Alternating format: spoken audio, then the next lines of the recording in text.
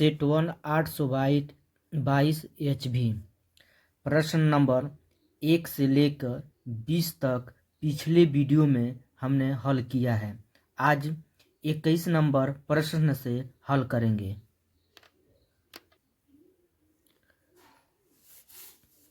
खंड ब 21 number question दिया है, सभी भाग हल कीजिए। सभी भाग को हल करना है।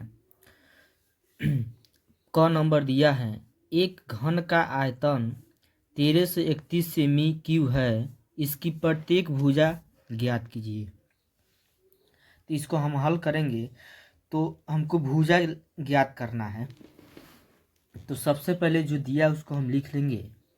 दिया है एक घन की आयतन, एक घन का आयतन,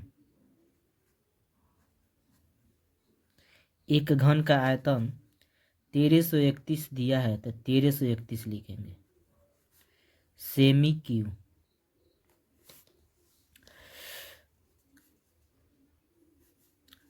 एक घन का आयतन का सूत्र होता है भुजा का क्यूब। एक घन का आयतन के सूत्र का होता है भुजा का क्यूब बराबर, यहाँ पे कितना दिया है 1331 है ना। 1300 क्या है हमारा 31, तो यहाँ पे 1331 लिखेंगे। यहाँ पे भुजा का क्यूब, भुजा का क्यूब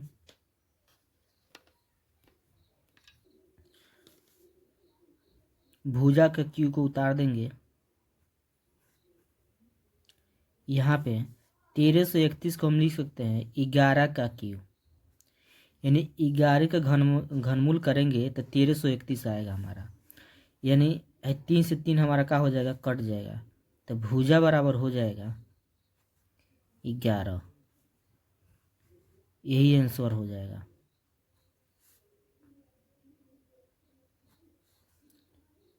ठीक है, अगला प्रश्न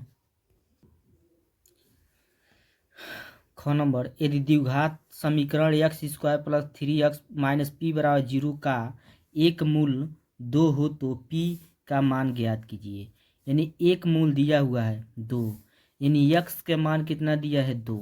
ठीक है, अब x के मान इस बहुपद यानी द्विघात समीकरण जो दिया है इसमें मान रखेंगे, हमारा p का मान निकलेगा। तो यहाँ पे लिखेंगे हल, उसके बाद समीकरण को लिखेंगे। एक मूल दिया है 2, यानी x का मान दिया है, x बराबर समझिए 3, क्या है 2 है ना 2। अब x का मान इस समीकरण में रखेंगे, तो यहाँ लिखेंगे x का मान समीकरण में रखने पर, समीकरण हमारा कौन क्या है, यही है x² + 3x - p = 0। x की जगह क्या रखना है 2, तो 2 हो जाएगा, स्क्वायर है तो स्क्वायर, प्लस उतार देंगे 3 उतार देंगे, फिर बीच में क्या है हमारा गुणा, x का जगह 2 रखना है तो 2 - p उतार देंगे बराबर 0। 2 का वर्ग करेंगे 4 होगा, प्लस उतार देंगे 3 दूना 6, -p उतार देंगे बराबर 0। अब 4 और 6 कितना हो जाएगा हमारा 10 हो जाएगा, अब -p बराबर 0। अब 10 को इधर करेंगे 0 की तरफ, इधर बचेगा -p बराबर -10, माइनस माइनस का हो जाएगा प्लस, तो p बराबर हो जाएगा 10। p का मान कितना निकल गया हमारा 10 निकल गया। यही ज्ञात करना था, यही क्या हो जाएगा हमारा आंसर हो जाएगा। अगला प्रश्न हल करेंगे। ग नंबर दिया है, यदि cos थीटा बराबर 15/17 हो तो sin थीटा का मान ज्ञात कीजिए। तो जो दिया है सबसे पहले उसको हम लिखेंगे, cos थीटा बराबर दिया है 15/17, यानी cos थीटा का सूत्र होता है आधार बटा कर्ण होता है। cos थीटा के आधार 15 हो गया, कर्ण हमारा क्या हो जाएगा 17, क्या नहीं दिया, लंब नहीं दिया है। तो यहाँ पाइथागोरस प्रमेय का सूत्र लगाएंगे, यहाँ पे लिखेंगे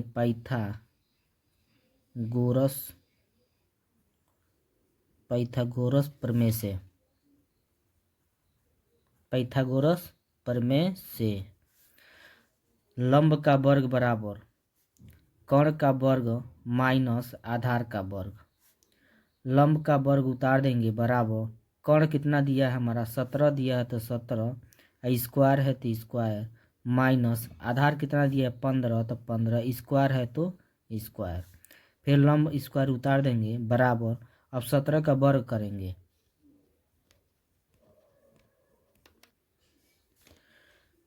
289 होगा, माइनस 15 का वर्ग करेंगे 225 होगा। लंब का वर्ग बराबर, अब 289 में से 225 को घटाएंगे 64 होगा। अब जो 2 घात इस पर आएगा हमारा रूट में हो जाएगा, तो लंब बराबर हो जाएगा रूट में 64। तो लंब बराबर 64 किसका वर्गमूल होता है, तो 8 का, यानी हमारा लंब निकल गया। आधार हो गया, कर्ण हो गया, लंब हो गया। क्या लिखाना हमको, साइन थीटा लिखाना है। साइन थीटा का सूत्र क्या होता है, लंब बट्टा कर्ण। लंब कितना दिया है, लंब कितना निकला है 8, तो यहाँ पे 8 हो जाएगा। नीचे कर्ण कितना है 17, तो यहाँ पे 17 हो जाएगा। यही क्या हो जाएगा, आंसर हो जाएगा।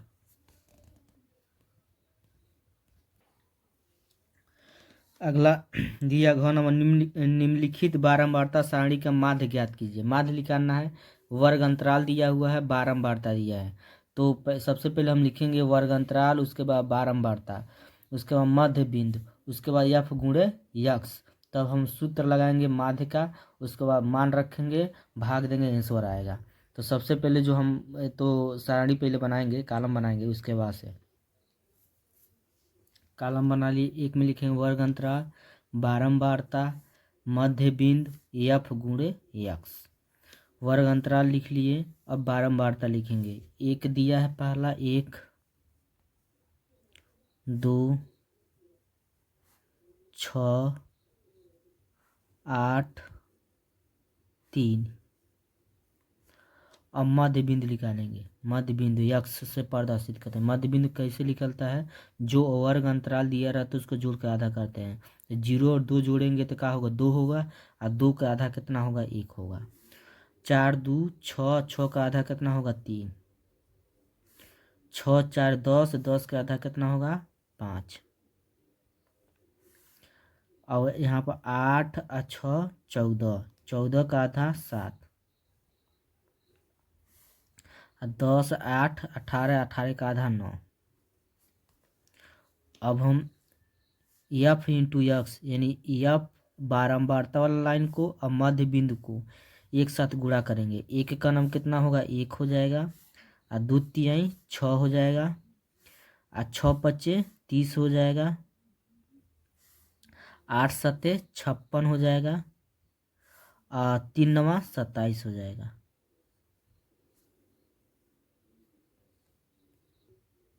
अब इसको हम जोड़ेंगे, तो यहाँ पे लिखेंगे सिग्मा यफ यक्स बराबर, टोटल जोड़ेंगे हम तो हमारा आएगा 120। फिर इसको जोड़ेंगे बारंबारता वाला लाइन को, तो यहाँ पे लिखेंगे सिग्मा यफ बराबर, टोटल जोड़ेंगे हमारा आएगा 20। यहाँ पे लिखेंगे योग। अब हमको निकालना है माध्य। माध्य बराबर सूत्र होता है सिग्मा यफ एक्स बटा sigma F. Sigma F x का मान कितना दिया है 120, तो यहाँ पे लिखेंगे 120। नीचे सिग्मा एफ का मान कितना दिया है 20, तो यहाँ पे लिखेंगे 20। 0 से 0 कट गया, 2 छक्के 12, यानी कितना आएगा हमारा 6। यही का हो जाएगा, आंसर हो जाएगा।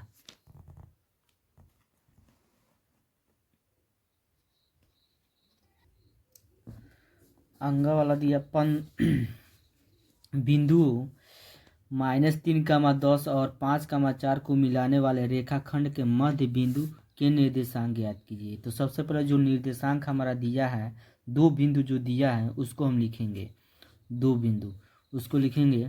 उसके बाद से निर्देशांक, मध्य बिंदु का निर्देशांक निकालेंगे सूत्र के द्वारा, ठीक है। अब यहाँ बिंदु जो दिया था उसको हम लिख लिए हैं और इसके बाद से ये हो जाएगा x1 y1 x2 y2, ठीक है। ये निर्देशांक हमारा हो गया। अब यहाँ सूत्र लगाएंगे मध्य बिंदु का निर्देशांक, मध्य बिंदु का निर्देशांक,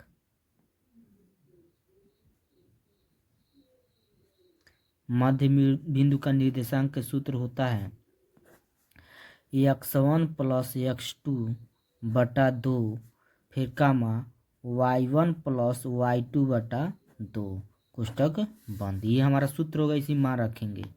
x1 का मान कितना दिया -3, तो यहाँ पे लिखेंगे -3। x2 कितना दिया है 5 दिया है, तो यहाँ +5 लिखेंगे। नीचे हमारा क्या है 2 कामा y1 कितना दिया है 10 प्लस y2 कितना दिया है 4, यहाँ पे लिखेंगे 4। नीचे 2 है तो 2। अब यहाँ पर -3 है +5 है, जुटेगा नहीं घटेगा, घटाएंगे तो हमारा 2 बचेगा। नीचे 2 है तो 2, उसका 10 और 4 कितना हो जाएगा 14, नीचे का हो जाएगा 2। और ये 2 से 2 कट गया हमारा एक बार में, और 2 सत्ते 14, यानी हमारा आएगा 1,7 हो जाएगा। यही हमारा क्या हो जाएगा आंसर हो जाएगा। अगला प्रश्न जी हल करेंगे। 6 नंबर दिया, यदि बिंदुओं -1 -3 और x,9 के बीच की दूरी 13 मात्रक है तो x का मान ज्ञात कीजिए। तो x का मान निकालना है, तो जो हमारा बिंदु दिया हुआ है उसको हम लिखेंगे। कितना दिया है -1, -3 दिया है, उसके बाद दिया है x,9, ठीक। अब बीच की दूरी, इस बीच की दूरी हमारा कितना दिया है 13 मात्रक दिया है, तो यहाँ पे लिखेंगे बीच की दूरी, बीच की दूरी कितना दिया है हमारा 13 मात्रक, यहाँ पे लिखेंगे 13 मात्रक। अब उसके बाद से ये इसको मान लेंगे x1 y1, इसको x2 y2, ठीक है। अब यहाँ पे बीच की दूरी का सूत्र, दूरी के सूत्र लगाएंगे। बीच की दूरी के सूत्र यहाँ लिखेंगे, बीच की यानी दो बिंदुओं के बीच की दूरी, दूरी का सूत्र होता है बीच की दूरी बराबर √x2 - x1 का whole square plus y2 - y1 का होल स्क्वायर। ये हमारा सूत्र होगा। बीच की दूरी कितना दिया है 13, यहाँ पे लिखेंगे 13 बराबर है, तो बराबर x2 कितना दिया है, x2 कितना दिया है x है, तो x माइनस x1 कितना दिया है -1, तब +1 हो जाएगा। स्क्वायर है तो क्या हो जाएगा स्क्वायर, प्लस y2 कितना दिया है, y2 9 दिया है, माइनस y1 कितना दिया है -3, तो +3 हो जाएगा। स्क्वायर है तो स्क्वायर, यहाँ 13 उतार देंगे बराबर यहाँ पर सूत्र बनेगा a + b का होल स्क्वायर। पहले इसको उतारेंगे x + 1 का होल स्क्वायर प्लस 9 3 कितना हो जाएगा 12, स्क्वायर है तो स्क्वायर, फिर 13 उतार देंगे बराबर इसको उतार देंगे x + 1 का होल स्क्वायर प्लस, अब यहाँ पर 12 का वर्ग करेंगे, 12 का वर्ग करेंगे तो हमारा आएगा 144। कितना होगा 144 होगा।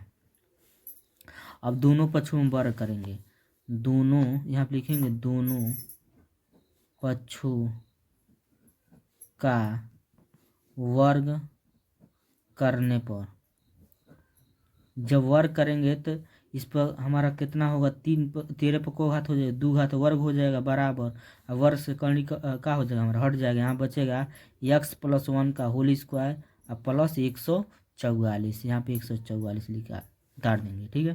13 का वर्ग करेंगे 169 होगा बराबर, यहाँ सूत्र हो जाएगा a + b का होल स्क्वायर, तो a स्क्वायर यानी x square plus b square, तो 1 का स्क्वायर प्लस 2ab, तो 2a का मान क्या है x गुणे b का मान क्या है 1।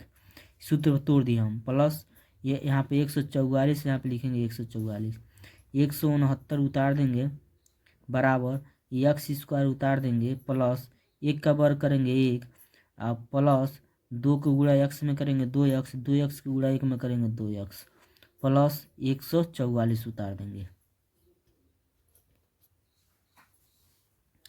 169 उतार देंगे बराबर एक्स स्क्वायर प्लस 1 और प्लस 144 जोड़ेंगे तो 145 होगा। तो इसको उतारेंगे प्लस 2x और प्लस कितना हो जाएगा हमारा 145।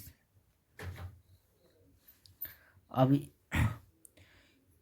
इसको उठा के इधर कर देंगे तो हमारे यहाँ बचेगा 0 बराबर x square plus 2x plus 145 minus 169। यहाँ पे 0 बराबर एक्स स्क्वायर प्लस 2x को उतार देंगे, इसमें से इसको घटाएंगे तो हमारा माइनस में आएगा। यहाँ पे हो जाएगा -24, या यहाँ पर हम लिख सकते हैं ऐसे x square plus 2x minus 24 बराबर 0।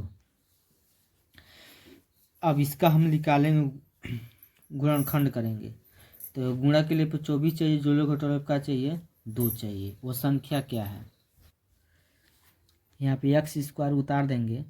अब प्लस 2 की जगह हम लिख सकते हैं प्लस 6 और माइनस 4, यानी 6 चौको 24 हो जाएगा, 6 में से 4 जाएगा तो क्या बचेगा 2, यक्स है तो यक्स और माइनस का उतार देंगे 24 बराबर 0। फिर एक्स स्क्वायर यहाँ पर उतार देंगे, प्लस 6 को गुणा एक्स में करेंगे तो प्लस 6x, अब माइनस 4 को गुणा एक्स में करेंगे माइनस 4x, माइनस क्या है 24 बराबर 0। दो को जोड़ा लगाएंगे, इसमें से कामन का होगा यक्स कामन होगा, बचेगा यक्स प्लस 6, इसमें से कामन का होगा -4, बचेगा यक्स माइनस माइनस प्लस 4 से भाग देंगे 24 में, 4 छके 24 बराबर 0। यक्स प्लस 6, यक्स प्लस 6 दो है को लिखेंगे एक लिखेंगे, अब बीच वाला उतार देंगे यक्स माइनस 4 बराबर 0। एक बार इसके बराबर 0 लेंगे, एक बार इसके बराबर, यदि यक्स प्लस 6 बराबर का ले लेते हैं 0 तो यक्स का मान का आएगा -6। अगला ये लेंगे यक्स माइनस 4 बराबर का ले लेते हैं हम 0 तो यक्स का मान का आएगा 4। तो हमारा यक्स का मान जो आएगा ना 4 होगा। ऋणात्मक वाला संख्या हमारा नहीं होता है, धनात्मक वाला संख्या होता है। यहाँ पे लिखेंगे अतः यक्स का अभीष्ट मान 4 होगा। यही क्या हो जाएगा, आंसर हो जाएगा।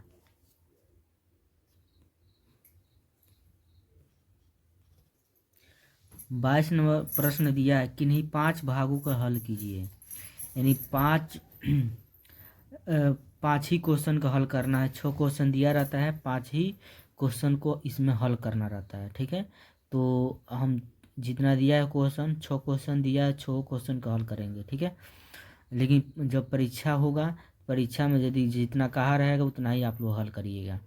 दिया है क नंबर सवाल, 2 ऐसे क्रमागत विषम धनात्मक पूर्णांक ज्ञात कीजिए जिनके वर्गों का योगफल कितना दिया है 290 हो। तो हम सबसे पहले हम 2 क्रमागत संख्या विषम संख्या धनात्मक विषम संख्या मानेंगे। तो यहाँ पर हम मानेंगे माना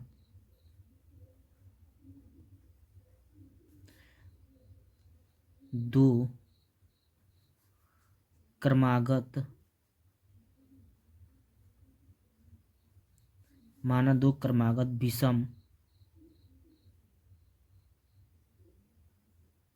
विषम धनात्मक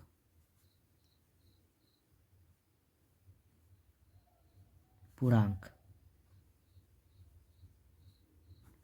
यक्स और x प्लस 2।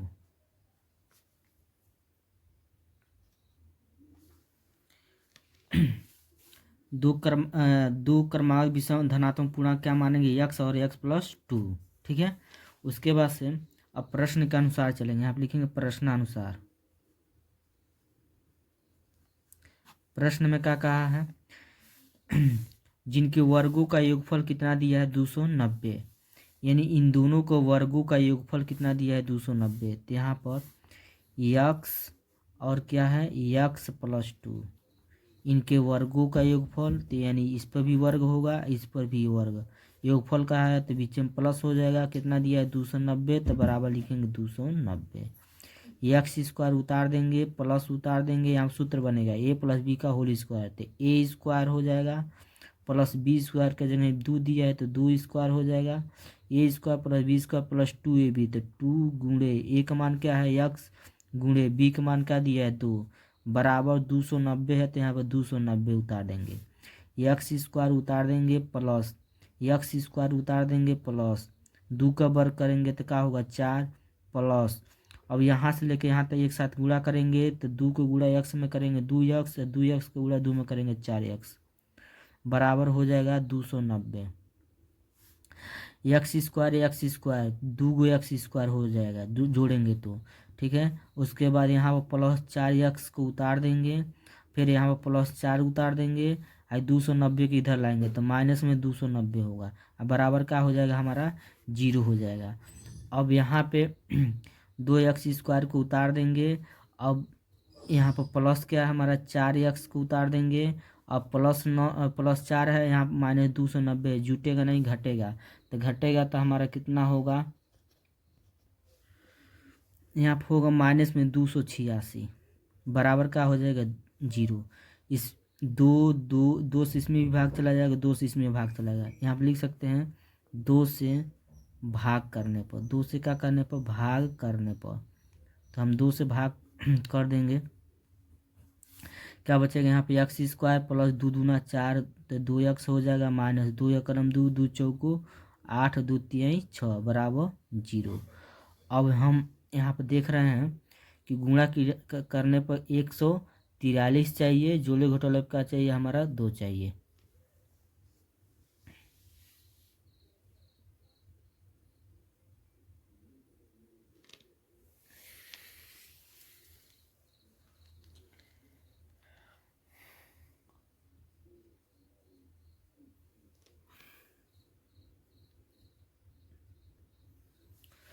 यहाँ पे एक्स स्क्वायर उतार देंगे, प्लस 2 की जगह हम लिख सकते हैं प्लस 13 माइनस 11। यानी इसमें इसको घटाएंगे तो हमारा क्या बचेगा? 2 बचेगा। 13 में से 11 घटाएंगे तो क्या बचेगा? 2। और 13 और 11 गुणा करेंगे 143 होगा, माइनस 143 उतार देंगे, बराबर क्या हो जाएगा? 0। एक्स स्क्वायर उतार देंगे, और प्लस 13 गुणा, यहाँ पे एक्स है ना तो यहाँ पे एक्स उतारेंगे, प्लस 13 गुणा एक्स में करेंगे तो कितना होगा हमारा? प्लस 13 एक्स हो जाएगा। माइनस 11 गुणा एक्स में करेंगे, माइनस 11 एक्स, माइनस 143, बराबर क्या हो जाएगा? 0। अब दो जोड़ा लगाएंगे। अब इसमें से कामन का होगा? यक्स कामन होगा, यक्स 2 निकल जाएगा तो एगो, प्लस क्या बचेगा? यहाँ पर 13 बचेगा, यक्स निकल गया। इसमें से कामन का लेंगे हम? माइनस 11 बचेगा, यक्स माइनस माइनस प्लस 11 से भाग देंगे 143 में, तो को बार में जाएगा हमारा? 13 बार में, बराबर क्या हो जाएगा? 0। एक्स प्लस 13 दो है तो को लिखेंगे एगो। अब बीच वाला उतार देंगे, एक्स माइनस 11, बराबर क्या हो जाएगा? 0। एक बार इसके बराबर 0, एक बार इसके बराबर 0। तो इसके बराबर यदि ले रहे हैं हम 0, यदि एक्स प्लस 13 बराबर हम का ले लेते हैं 0, तो एक्स का मान कितना निकल के आएगा? माइनस 13 निकल के आएगा। ठीक, अगला जो हम यदि इसके बराबर एक्स माइनस 11 बराबर हम का ले लेते हैं 0, तो एक्स का मान का निकल के आएगा? 11। यानी हमारा जो धनात्मक मान आया है वही होगा, है ऋणात्मक मान है यह नहीं होगा। तो एक्स का मान हमारा क्या होगा? 11 होगा। तो यहाँ पे लिखेंगे 2 क्रमागत विषम धनात्मक पूर्णांक हम माने थे तो उसी मान भरेंगे। ठीक है, तो यहाँ पे लिखेंगे 2, अतः 2 क्रमागत विषम धनात्मक पूर्णांक। क्या माने थे हम?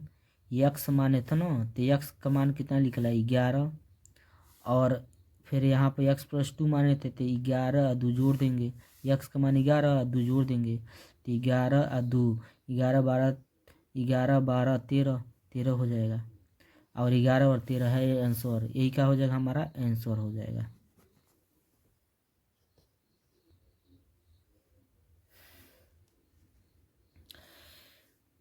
खाना प्रश्न दिया, सिद्ध कीजिए कि दो सकेंद्री वृत्तों में बड़े वृत्त की जीवा जो छोटे वृत्त को स्पर्श करती है स्पर्श बिंदु पर समद्विभाजित होती है। यहाँ पे लिखेंगे हल। सकेंद्री वृत्तों में बड़े वृत्त की जीवा, अब देखिए सकेंद्री वृत्त का मतलब होता है जिसका केंद्र क्या हो एक हो और उस पर को वृत्त हो हमारा दो वृत्त, दो सकेंद्री वृत्त जिसका केंद्र क्या हो एक हो और वृत्त को है दो बने। तो मान लीजिए जैसे ऐसे मान लीजिए एक कोई भी केंद्र ये हो गया और दो वृत्त हम बना लेते हैं ऐसे।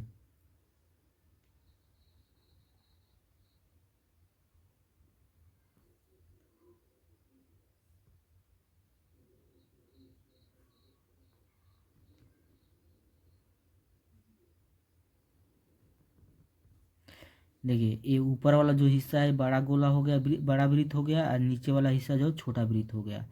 अब प्रश्न में क्या कहा कि बड़े वृत्त की जीवा, बड़े वृत्त का मतलब ऊपर वाला जीवा, जीवा किसको कहते हैं जो हमारा ऐसे रहेगा। मान लीजिए कोई वृत्त ऐसे है, वृत्त है यहाँ पर ऐसे कोई भी ऐसे खींच देंगे तो हमारा क्या हो जाएगा जीवा होगा, ऐसे कहीं खींच देंगे ऐसे तो क्या हो गया हमारा जीवा हो गया। उसी तरह यहाँ पर ये वृत्त का बड़े वृत्त का यानी ऊपर वाला जो हिस्सा है इस वृत्त का जीवा, जीवा छोटे वृत्त को स्पर्श करती है। तो छोटे वृत्त हमारा कौन है ये है, अब बड़े वृत्त की जीवा, तो बड़े वृत्त के ऐसे समझिए ऐसे जाएगा हमारा ऐसे, ठीक है। देखिए बड़े वृत्त के जीवा ये हो गया, आज छोटे वृत्त को क्या करता है स्पर्श करता है, यहाँ पर स्पर्श कर रहा है तो यहाँ पर स्पर्श हो गया समझिए। उसके बाद स्पर्श बिंदु पर समद्विभाजित करती है, यहाँ से अलग अलग हिस्सा में समद्विभाजित करती है। तो सबसे पहले यहाँ पर रचना कर देंगे, एक ऐसे एक यहाँ पर ऐसे मिला देंगे लंब डाल देंगे, ठीक। ऐसे एक त्रिज्या, ऐसे एक त्रिज्या बना देंगे खींच लेंगे, एक इधर त्रिज्या हम खींच लेंगे, ठीक है। इसका नाम हम ए दे देते हैं, इसका नाम बी, इसका नाम सी, इसका नाम डी। तो अब दो हमारा त्रिभुज बन जा रहा है, दोनों त्रिभुज को हम सर्वांग सम सिद्ध कर देंगे, उसके बाद हमारा सिद्ध हो जाएगा।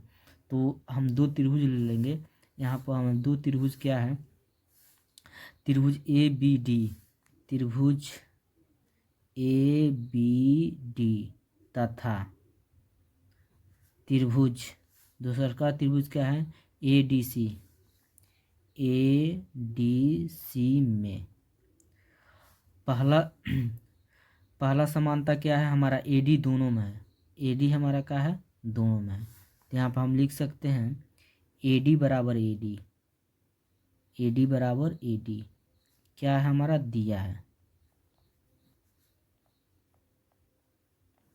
अगला अब इसमें हम देख रहे हैं कि ये जो हमारा है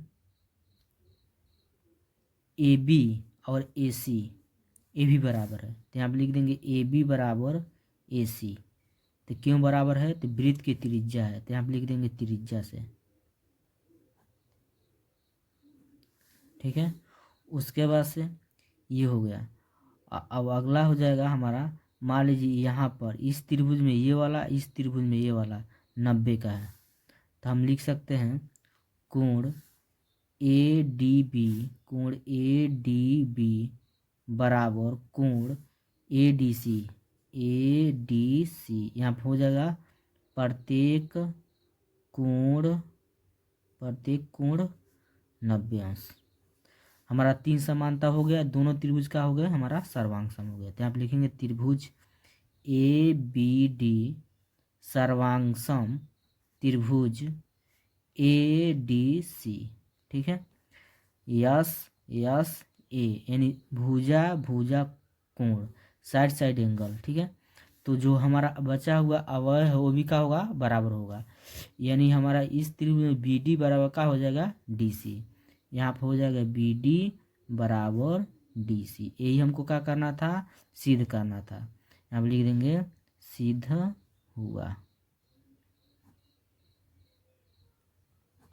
ठीक है, स्पर्श बिंदु पर समद्विभाजित करती है। स्पर्श बिंदु पर समद्विभाजित अलग अलग हिस्सा में क्या करती है, विभाजित करती है। सम माने समान, द्वि माने दो भुजा, विभाजित माने होता है अलग अलग। ठीक है, तो दो भुजा अलग अलग हो गया। ठीक है, यही हमको क्या करना था, सिद्ध करना था, सिद्ध हो गया। ठीक है, ये आंसर हो गया। अगला क्वेश्चन को हल करेंगे। दिया है चित्र में यदि एलएम समांतर सीबी और एलएन समांतर सीडी हो तो सिद्ध कीजिए एम बटा बी एम बराबर एन बटा डी एन। ठीक है, इसको हमको सिद्ध करना। तो सबसे पहले हम लिखेंगे दिया है, उसके बाद लिखेंगे सिद्ध करना, उसके बाद लिखेंगे उपपत्ति। तो पहला हेडिंग लिखेंगे दिया है, दिया हुआ हो गया, सिद्ध करना वो हो गया। अब यहाँ पर लिखेंगे उपपत्ति। उपपत्ति में सबसे पहले हमारा क्या है, देखेंगे एलएम समांतर सीबी। इस फिगर में देखेंगे एलएम समांतर सीबी कहाँ है, एलएम समांतर सीबी यानी ये वाला और ये वाला क्या हमारा समांतर है। तो हमारा ये दोनों भुजाएं समांतर है, तो इसके मतलब ये कौन त्रिभुज हमारा बनेगा, तो ए बी सी बनेगा। तो यहाँ पे लिखेंगे त्रिभुज ए बी सी, त्रिभुज ए बी सी में। ठीक है, ए बी सी में। तो हमारा जो ये दोनों भुजाएं क्या है, हमारा समांतर हैं, ये एक दूसरे क्या है, हमारा समांतर हैं। तो इनके भुजाएं का होगा, अनुपातिक होगा। तो हमारा हो जाएगा, हम लिख सकते हैं ए एल बटा एल सी, ए एल बटा एल बटा एल सी बराबर इधर का होगा एम एम बटा एम बटा M B, M B, M B या चाहे बी एम, बी एम। ठीक है, इस समीकरण नंबर क्या हो जाएगा, हमारा 1 हो जाएगा। अगला क्या दिया, समांतर एल एन समांतर सी डी, एल एन यानी ये वाला और सी डी ये वाला, ये दोनों एक दूसरे क्या हमारा समांतर है। तो इसके मतलब हमारा त्रिभुज क्या बनेगा, ए डी सी। यहाँ पर लिखेंगे त्रिभुज ए डी सी में जब हमारा ये दोनों समांतर है तो इनकी भुजाएं का होगा, अनुपातिक और बराबर होगा, थेल्स परिमेय से। ठीक है, तो हम लिख सकते हैं ए एन, ए एल बटा का लिख सकते हैं हम एल सी। पहले लिखेंगे ए एल बटा का लिख सकते हैं एल सी बराबर हो जाएगा हमारा ए एन बटा एन डी, ए एन बटा एन डी। इस समीकरण नंबर का हो जाएगा 2। अब लिखेंगे समीकरण 1 व समीकरण 2 से, समीकरण 1 और समीकरण 2 से ये वाला इधर वाला हिस्सा देखिए सेम मिल रहा है, तो इधर वाला हिस्सा भी क्या होगा, हमारा बराबर होगा। इधर वाला हिस्सा बराबर है, इधर वाला हिस्सा भी क्या होगा, हमारा बराबर होगा। तो लिखेंगे ए एम बटा बी एम, ए एम बटा बी एम बराबर इसको लिखेंगे ए एन बटा ए एन डी या डी एन, ए एन बटा लिख सकते हैं एन डी या डी एन, तो हम डी एन लिख देंगे। ठीक है, यही हमको क्या करना था, सिद्ध करना था। यहाँ लिख देंगे सिद्ध हुआ, क्या होगा, सिद्ध हुआ। यही क्या हो जाएगा, आंसर। अगला प्रश्न को हल करेंगे।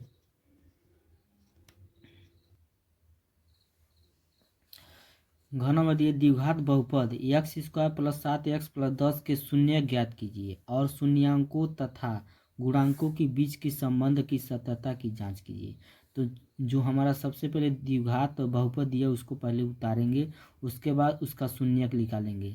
शून्यक का मतलब होगा अल्फा और बीटा का मान, यानी यक्स का मान हम निकालेंगे। तो सबसे पहले यहाँ पर उतारेंगे x square plus 7x plus 10। ठीक है, इसमें हम देख रहे हैं यदि हम बराबर का ले लेंगे, 0 मान लेंगे, ठीक है, तभी हमारा क्या होगा, यक्स का मान निकलेगा। तो यदि इसमें हमको, हमारा सूत्र होता है A X square plus B X plus C बराबर का होता है हमारा 0। तो यदि इससे हम तुलना करते हैं तो ए का मान का हो जाएगा, ए का मान कुछ नहीं यहाँ पे, तो 1 है, तो 1 हो जाएगा। यहाँ पे देखिए बी के सामने क्या दिया है हमारा 7 दिया है, तो बी का मान क्या हो जाएगा 7। और सी का मतलब अचर पद कितना दिया है 10, तो सी बराबर हमारा क्या हो जाएगा 10। ए का मान क्या होगा 1, बी का मान 7, सी का मान 10। ये हो गया। अब यहाँ पर हम उतारेंगे फिर x² प्लस 7x अब प्लस 10 अब बराबर का हम मान लेंगे 0 ले लेंगे, क्योंकि हमको शून्यक निकालना है। तो शून्यक हमारा कब निकलेगा, जब बराबर 0 ले लेंगे तब। अब गुणा के लिए हमको 10 चाहिए, जो लोग मतलब क्या चाहिए 7, यहाँ पर उतार देंगे x²। अब लिख लेंगे यहाँ पर प्लस 5 प्लस 2 जोड़ेंगे हमारा 7 हो जाएगा, 5 दूना 10 हो जाएगा। तो यहाँ पे x है तो x उतार देंगे, प्लस का उतार देंगे 10 बराबर 0। x² उतार देंगे, प्लस 5 के गुणा x में करेंगे प्लस 5x, प्लस 2 के गुणा x में करेंगे 2x, प्लस 10 बराबर 0। अब x² उतार देंगे, यहाँ दो दो जोड़ा लगाएंगे, तो इसमें से कॉमन का हो सकता है x, तो बचेगा x और प्लस का बचेगा 5। इसमें से कॉमन का ले लेंगे 2, बचेगा x प्लस 2 बचे 10 बराबर 0। x प्लस 5 2 गो है तो को लिखेंगे एगो। अब बीच वाला उतार देंगे, x प्लस क्या है 2 बराबर का ले लेंगे हम 0। अब इसके बराबर एक बार 0 लेंगे, एक बार इसके बराबर 0, तो x प्लस 5 बराबर हम यदि ले लेते हैं 0, तो x बराबर हो जाएगा -5। यहाँ पर x प्लस 2 बराबर हम यदि ले लेते हैं 0, तो x का मान का निकल के आएगा -2 निकल के आएगा। यानी हमारा x का मान 2 निकल गया, एक -5 एक -2, तो हमारा 2 मूल निकला। यानी 2 मूल के बाद 2 शून्यांक, शून्यांक हमारा का निकला है, यहाँ पे लिख सकते हैं शून्यक। शून्यक हमारा का निकला है, शून्यक का निकला है -5 निकला है -2 निकला है। यानी ये अल्फा हो गया, ये क्या होगा हमारा बीटा। ठीक है। अब सत्यता की जांच करेंगे, यहाँ पे लिखेंगे सत्यता की जांच। अब सत्यता की जांच करेंगे तो हमारा सूत्र होता है शून्यांकों का योगफल, यानी अल्फा प्लस बीटा बराबर सूत्र होता है -b/a। अल्फा का मान कितना दिया है तो -5 दिया है, तो -5, बीटा का मान -2 है तो -2 बराबर माइनस है तो माइनस, बीटा का मान बी का मान कितना है हमारा 7, यहाँ पर 7 हो जाएगा। नीचे बटा है तो बटा ए का मान कितना है 1, तो यहाँ पे 1 हो जाएगा। ये दोनों को जुट जाएगा क्योंकि माइनस में 1 जाता है, -5 -2 -7 बराबर -7। ये दोनों तरफ का मान हमारा क्या आ गया बराबर हो गया। अगला हम जांच करेंगे अल्फा प्लस बीटा को, अल्फा इंटू बीटा का। अल्फा इंटू बीटा का सूत्र होता है c/a।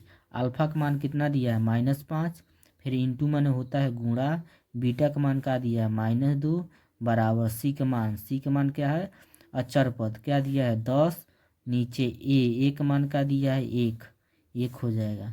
माइनस माइनस प्लस होगा, 5 दूना 10 बराबर 10। दोनों तरफ का मान हमारा क्या आ गया बराबर आ गया। ये सत्यता की क्या हो गया हमारा जांच हो गया। अगला प्रश्न को हल करेंगे। अंगनवाड़ी निम्नलिखित बारंबारता सारणी के माध्यक ज्ञात कीजिए। माध्यक निकालना है, तब माध्यक निकालने के लिए हमको संचयी बारंबारता निकालना पड़ेगा। तो जो हमारा सारणी दिया है उसमें पहले संचयी बारंबारता निकाल लेंगे, उसके बाद माध्यक का सूत्र का प्रयोग करेंगे, तब हमारा आंसर होगा। तो सबसे पहले हम पहले तो सारणी बनाएंगे, संचयी बारंबारता निकालेंगे। यहाँ लिखेंगे हल। यहाँ पर हमारा सारणी बन गया, वर्ग अंतराल में बारंबारता संचयी बारंबारता, वर्ग अंतराल को उतार दिए हैं, बारंबारता जो दिया उसको उतार दिए हैं। अब संचयी बारंबारता निकालेंगे।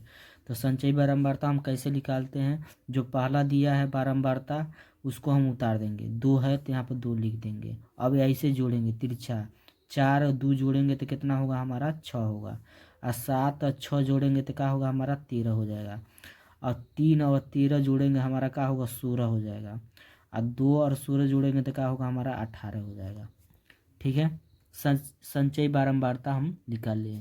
नहीं समझ आया है तो आप इस वीडियो को दोबारा देखिए। ठीक है। उसके बाद से अब यहाँ पर हम देखेंगे कितना है 1 2 3 4 5 है ना हमारा, तो हम बीच वाला ले लेंगे, 2 ऊपर छोड़ देंगे या 2 नीचे। बीच वाला लाइन को हम क्या करेंगे घेरा बनाएंगे। बीच वाला लाइन को घेरा हम बना लिए। ये जो हमारा यल का मान है, ठीक। उसके बाद ये जो हमारा है यफ के मान है, ये जो हमारा मान है सी एफ का मान है। उसके बाद एच का मान होगा जो जितना हमारा अंतर है 0 से 10, 10 से 20 यानी 10, एच का मान हमारा क्या होगा 10 होगा। तो जो हमारा मान निकला है उसको हम लिख लेंगे, ठीक है। यल का मान कितना दिया है, यल का मान कितना दिया है 20, तो यहाँ पे 20 लिखेंगे। एफ का मान कितना है, तो एफ बराबर हो जाएगा 7। उसके बाद सी एफ कितना दिया हमारा 6। यल का मान हो गया, एफ का मान हो गया, सी एफ का मान हो गया। अब इसके बाद से और एच दिया है, एच के मान कितना दिया है, एच के मान कितना का अंतर हो रहा है, तो 10 10 का, तो एच का मान का हो जाएगा 10 हो जाएगा। अब हम सूत्र का प्रयोग करेंगे माध्यक का। माध्यक का सूत्र होता है एल का मान कितना है 20 है, तो यहाँ पे लिखेंगे 20, प्लस है तो यहाँ पे लिखेंगे प्लस कोष्टक में यन के मान, अब यन के मान यहाँ पर हम निकालेंगे। यन का मान ये वाला हिस्सा है, ये जोड़ेंगे हम टोटल, तो यन बराबर हो जाएगा 18, ठीक है। जोड़ेंगे तो हमारा क्या आ जाएगा 18, तो यन का मान कितना हो जाएगा 18, तो यहाँ पे लिखेंगे 18, नीचे 2 है तो 2, माइनस है तो माइनस, सी एफ का मान कितना है 6 है, तो यहाँ पे लिखेंगे 6, कोष्टक बंद, और नीचे हमारा एफ है ना सबके नीचे, तो सबके नीचे एफ का मान कितना लिख रहा है, एफ का मान 7 है, तो यहाँ पर 7 गुणे एच के मान कितना है 10, तो यहाँ पे लिखेंगे 10। फिर यहाँ पर हम क्या करेंगे 20 उतार देंगे, प्लस उतार देंगे। अब यहाँ पे 2 9 18 हो जाएगा 9 माइनस 6, अब बटा कितना हो जाएगा 7 गुणे 10।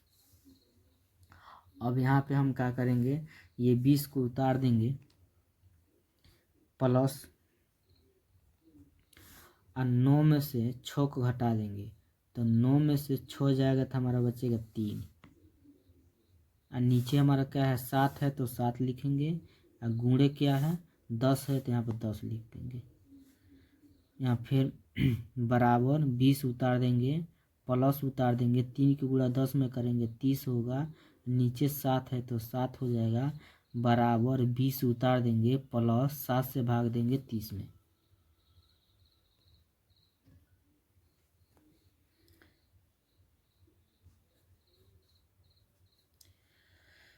सात चौको हो जाएगा 28, 10 में से 8 जाएगा 2, 2 में 2 जा कट गया, दशमलव से 0, 2 के पहाड़ा ऐसा पड़े 20 से बेसी ना हो, सॉरी 7 के पहाड़ा ऐसा पड़े 20 से बेसी ना हो, तो 7 की 21 ज़्यादा हो रहा है, 7 दूना 14, तो यहाँ पर 14 हो जाएगा। 10 में से 4 जा 6 कट जाएगा, दशमलव से 0, 7 8 56, 7 9 30, 7 8 56, यहाँ 56 हो जाएगा, घटाएंगे 4 बचेगा, कट जाएगा। दशमलव के बाद से 2 स्थान तक निकाल देंगे, बचेगा 4.28, यहाँ 7 से भाग देंगे तो 4.28 हो जाएगा, ठीक है। यहाँ पे लिखेंगे 4.28, अब जोड़ देंगे 20 और 4 कितना हो जाएगा 24.28, यही क्या हो जाएगा आंसर हो जाएगा, ठीक है। 4वां प्रश्न दिया है, एक थैले में 5 लाल गेंद और कुछ नीली गेंद हैं। यदि इस थैले में से नीली गेंद निकालने की प्रायिकता लाल गेंद की निकालने की प्रायिकता की दुगुनी है तो थैले में नीली गेंदों की संख्या ज्ञात कीजिए। तो हम यहाँ पे लिखेंगे हल। अब हमको ज्ञात क्या करना है, नीली गेंदों की संख्या, तो हम मान लेंगे, माना नीली गेंदों की संख्या x है। उसके बाद जो हमारा लाल गेंद है कितना है 5 है, तो यहाँ पे लिखेंगे लाल गेंदों की संख्या कितना है 5, ठीक है। उसके बाद अब हम इसका कुल परिणाम हमारा हो जाएगा, कुल परिणाम हो जाएगा। जोड़ेंगे तो x और 5 जोड़ेंगे तो x प्लस 5 हो जाएगा। अब पहले हम निकालेंगे नीले गेंद की प्रायिकता। यहाँ पे लिखेंगे नीली गेंद का प्रायिकता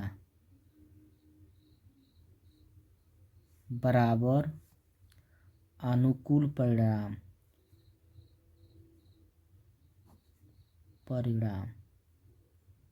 बटा कुल परिणाम।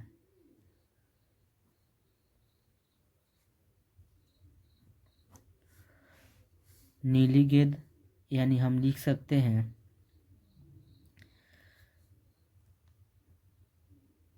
प्रायिकता बी। प्रायिकता बी का मतलब हो गया नीली प्रायिकता ब्लू यानी नीली गेंद का प्रायिकता, ठीक है। अनुकूल परिणाम तो नीली गेंद का अनुकूल परिणाम, नीली गेंद कितना हमारा यक्स है तो अनुकूल परिणाम मतलब समझिए यक्स बटा कुल परिणाम क्या है यक्स प्लस 5, तो यहाँ पे लिखेंगे यक्स प्लस 5। अगला हम प्रायिकता निकालेंगे लाल गेंद का, तो यहाँ पे लिखेंगे लाल गेंद का प्रायिकता बराबर अनुकूल परिणाम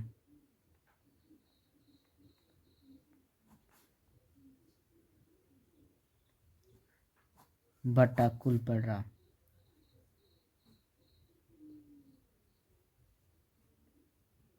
अब हम लाल गेंद का प्रायिकता को हम लिख सकते हैं प्रायिकता आर, यानी प्रायिकता रेड में न होता लाल, पी आर लिख दिए हैं शॉर्टकट में। प्रायिकता आर बराबर हो जाएगा अनुकूल परिणाम। तो लाल गेंद का अनुकूल परिणाम क्या है 5 है, तब 5 हो जाएगा। और कुल परिणाम क्या है हमारा x प्लस 5, तो यहाँ पे लिखेंगे x प्लस 5। अब यहाँ पे लिखेंगे प्रश्नानुसार का, लिखेंगे प्रश्नानुसार।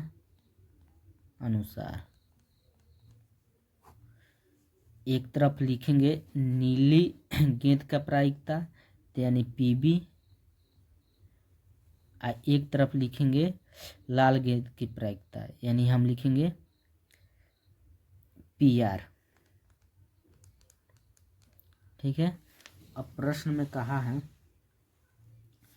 कि यदि इस थैले में से नीली गेंद निकालने की प्रायिकता लाल गेंद के निकालने की प्रायिकता की दुगुनी है, यानी लाल गेंद निकालने की प्रायिकता की दुगुनी है, कौन है तो नीली गेंद निकालने की प्रायिकता। तो यानी कहने का मतलब यह है ये जो हमारा रेड वाला यानी लाल वाला जो गेंद की प्रायिकता है इससे हमारा ये दुगुना है नीली गेंद वाला प्रायिकता, ठीक है। तो ये बराबर कब होगा जब इसमें भी दुगुना हम कर देंगे तब हमारा क्या हो जाएगा बराबर हो जाएगा। तो इसका मान कितना निकला है, इसका मान कितना है पीबी का मान कितना है यक्स बटा यक्स प्लस 5 बराबर 2 उतार देंगे गुणे पी आर का मान कितना है, पी आर का मान 5 बटा कितना है यक्स प्लस 5।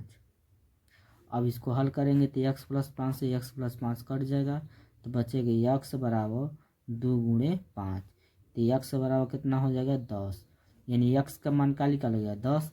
तो यक्स किसको हम माने थे तो नीली गेंद को माने थे, तो यहाँ पे लिख सकते हैं अतः नीली गेंद की प्रायिकता, नीली गेंद की संख्या, नीली गेंदों की संख्या, नीली गेंदों की संख्या कितना हो जाएगा हमारा 10 हो जाएगा। यही क्या हो जाएगा आंसर हो जाएगा।